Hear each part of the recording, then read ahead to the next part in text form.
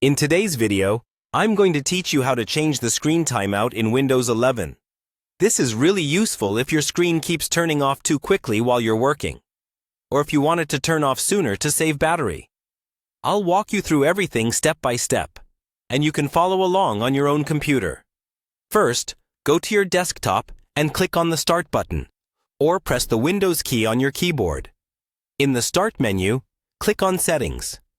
If you don't see it right away, you can simply start typing Settings and then select the Settings app from the search results.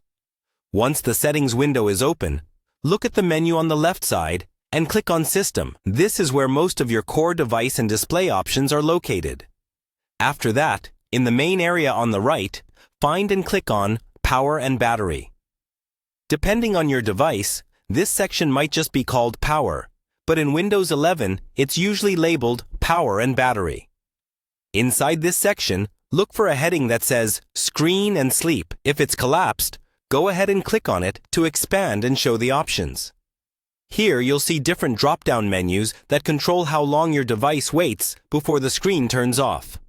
Typically, you'll see separate options for when your device is running on battery power and when it's plugged in.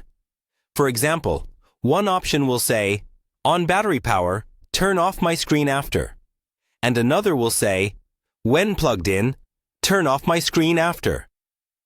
Click on each drop-down to choose the amount of time you prefer. You can set a shorter time, like 5 or 10 minutes, to save battery life, or a longer time if you don't want the screen to go dark while you're reading or watching something. As you adjust these, keep in mind that longer screen timeouts will use more power, especially on laptops.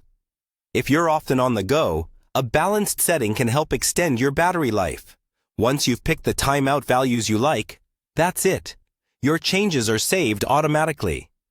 You can close the settings window, and Windows will now use your new screen timeout settings.